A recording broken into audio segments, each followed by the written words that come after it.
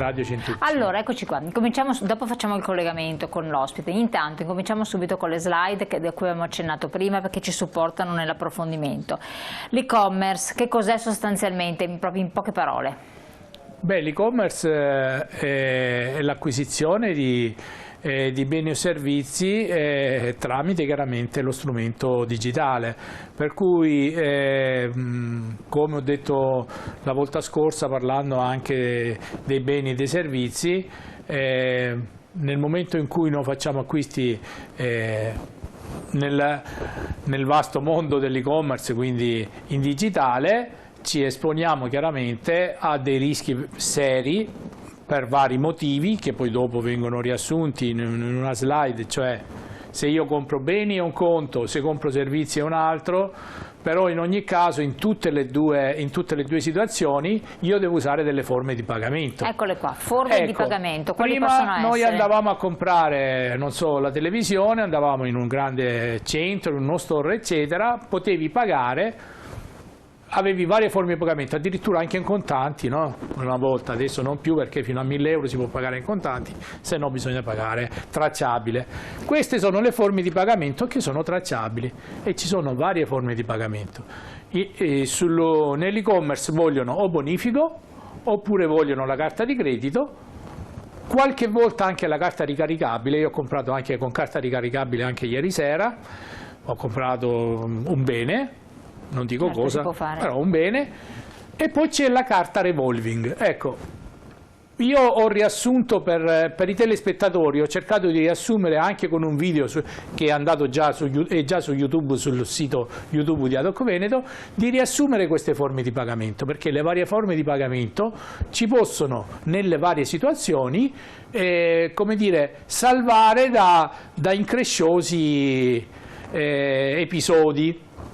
Adesso, quando si comprava fisicamente c'era un interlocutore, il contratto si concludeva nel momento in cui io pagavo, lui mi dava la merce e io pagavo.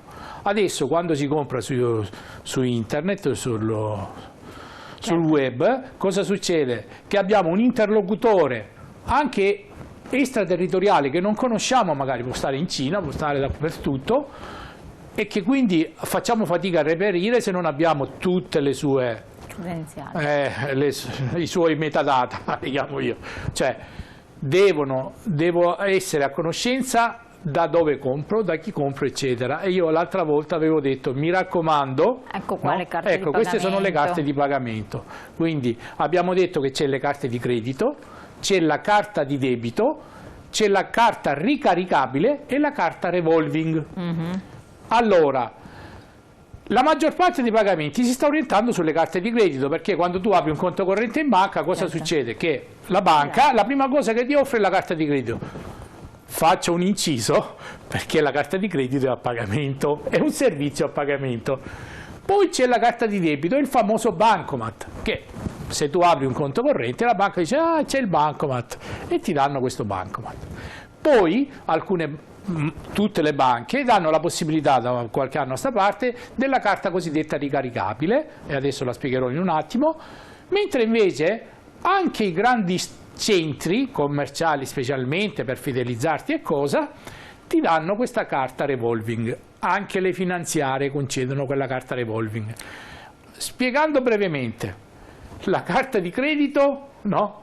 Nella carta di credito c'è un budget mensile fisso. Cioè tu puoi spendere massimo 1.300 euro, se ti succedesse una truffa, se qualcuno ti clona la carta eccetera, al mese 1.300 euro.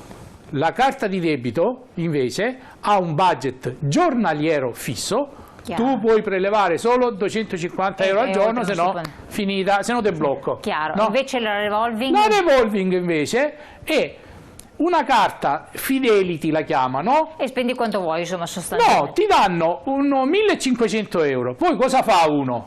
Preso dall'euforia, compra tutto in un giorno. Hanno degli interessi che salgono giorno per giorno e uno poi alla fine non riesce più a pagare, perché dicono ma metti 50 euro al mese, no? Ma se hai speso 1.500 euro oggi e poi incominci a mettere 50 euro al mese, 50 l'altro, gli interessi crescono in maniera esponenziale sulla somma residua. e si va a finire al sovraindebitamento, che per me sarebbe la puntata principe di tutte le puntate che dovremmo fare per chi fa acquisti diciamo inconsapevolmente. L'ultima cosa, scusami, la carta ricaricabile è quella forse che salva meglio, perché la carta ricaricabile io la posso ricaricare di 100 euro alla volta, e se qualcuno mi truffasse si trova nella mia saccoccia solo i 100 euro in tasca. Che quindi è la cosa più consigliabile. Quindi la carta ricaricabile è quella più consigliabile per i piccoli acquisti online. Poi parleremo anche dei PayPal, che cos'è? PayPal. Fermo là, perché noi abbiamo in collegamento adesso Emilio Zora, presidente ad hoc di Treviso. Eccolo qui, ben arrivato qui con noi. Presidente, si presenti, ci dica cosa siete specializzati. Allora, buongiorno a lei e a tutti i telespettatori. Allora io vorrei dire, prima della mia specializzazione, l'area mia di competenza, che in particolare Treviso e tutto il territorio, diciamo i grossi centri di Treviso, ma un po' tutto il territorio. Io sono specializzato in particolare sulle truffe informatiche, e quando sono chiamato, già cose fatte, porto degli eventi dove, soprattutto alle persone anziane, spiego il pericolo del mondo d'oggi, perché queste persone sono nate quando l'internet non c'era e sembra una materia facile e spesso vengono truffati. Poi mi sono occupato nel tempo del risarcimento delle banche, i famosi truffati, e oltretutto seguo tutti quei processi informatici che riguardano la nostra associazione, e quando serve faccio delle macro per agevolare il lavoro di noi sportellisti, e collaboro sempre con il mio presidente Sergio Taurino. Perfetto. Questo è il quanto, e questo è quello che si fa noi a Treviso. A lei. Allora Presidente, la ringrazio tantissimo. Cosa dice Presidente Taurino? Vuole fare una domanda per stimolare qualche altra novità interessante che riguarda Treviso? Dico che Emilio chiaramente, diciamo, no, è il braccio, diciamo, informatico della nostra associazione. Purtroppo molta gente non sa, lui me lo rimprovera però, me lo rimprovera Emilio, no, perché non facciamo capire ai nostri associati e non, a quelli che si rivolgono a noi, quanto lavoro c'è in back office. Ecco, Emilio è uno che ci sta aiutando da 5 anni ormai a creare come si dice, dei software, eccetera, per poterci agevolare, perché prima era tutto cartaceo, dovevi scrivere a mano tutto, arrivava uno, fai la domanda di adesione e dovevi scrivere un papiro, ci volevamo 20 minuti solo per fare una cosa. Con Emilio ci mettiamo 3 minuti. Io a Emilio volevo chiedere, perché lui ha detto, non voglio dire la specializzazione, prima ma ha detto anche che ha le sedie recapiti. Ecco, vorrei che tu dicessi a Elena e ai telespettatori quanto lavoro c'è dietro una pratica di qualsiasi tipo, quanto lavoro c'è, e facciamolo capire una volta per tutti, perché sembra che noi chiaramente accogliamo la persona, ci mettiamo 10 minuti, e invece lui se le porta a casa, è uno di quelli che si porta a casa il lavoro. Sì, allora, riprendendo la parola, in effetti c'è tanto lavoro di back office, perché una volta raccolti i dati, compreso di che è il problema, perché poi sono tutti differenti uno dall'altro, bisogna provvedere al reclamo, bisogna provvedere a instradare il processo di conciliazione, e non è tutto immediato e tutto scontato, perché poi i tempi sono quelli che sono, perché la burocrazia purtroppo la fa da padrone anche qui, e bisogna a volte concludere il processo che si dilunga anche per 2 o 3 mesi, soprattutto adesso che c'è stato il periodo feriale, un po' si è fermato un po' tutto. Ecco, questo è il lavoro che facciamo comunemente, che poi alla fin fine ci abituiamo a questo sistema, non è che il sistema, però c'è sempre qualcosa di nuovo, c'è sempre qualcosa da imparare, non è mai finita, ecco. Questo è il quanto. Presidente, sì. No, basta, io avrei finito, vi lascio il suo lavoro, allora la ringrazio a lei. Grazie a lei. Grazie, ringraziamo ancora Emilio Zora, presidente di Treviso, ad hoc Treviso. Torniamo subito velocissimi a noi, alle forme di pagamento. Abbiamo detto c'è il PayPal, che è un'altra forma di pagamento. Questa è sicura o non è sicura? In che cosa consiste?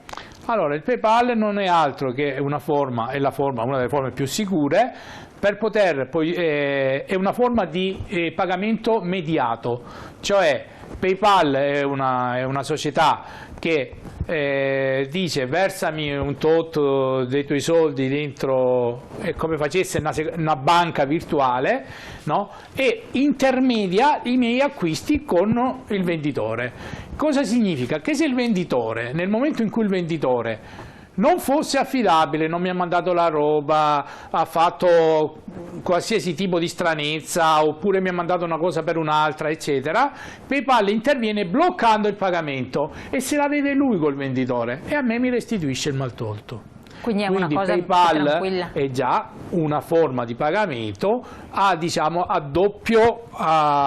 un servizio, diciamo, a due step, a doppio step, per cui intermedia bene e ti dà la possibilità di recuperare il mancato acquisto o l'acquisto, diciamo, non conforme attraverso la restituzione del pagamento. L'ho detta così perché la voglio semplificare, più di così non riesco, però voglio dire, le forme di pagamento proprio apposta come la ricaricabile, ti ho detto prima, se io metto 100 euro, anche se mi clonassero quella carta, più di 100 euro non prendono perché c'erano 100 euro.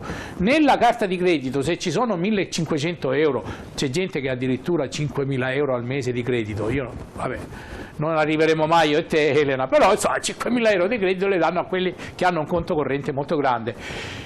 La carta revolving invece è una carta che io ho sempre tenuto in molta attenzione, perché gli interessi, essendo degli interessi che si cumulano di mese in mese, quindi aumentano in maniera esponenziale, ti possono portare anche al rischio di sovraindebitamento, perché superano le soglie, no? Molte volte di quella che potrebbe essere un prestito normale finalizzato all'acquisto di un bene che non può essere di usura. Noi sappiamo che l'usura ha dei valori percentuali. Quando si superano quei valori, anche se ti presta i soldi in una banca o chiunque altro, puoi intervenire attraverso l'arbitro bancario e dire usura, no, non ti pago gli interessi in più, ti pago gli interessi dovuti, quelli che abbiamo pattuito. Ecco, quindi le forme di pagamento sono, come dire, l'estrema ratio per poter negli acquisti di beni o di servizi rivalersi quando il bene o il servizio non sono di tuo gradimento, oppure quando ti stanno truffando. Con le modalità dovute. Pubblicità rapidissimi, poi torniamo ancora insieme perché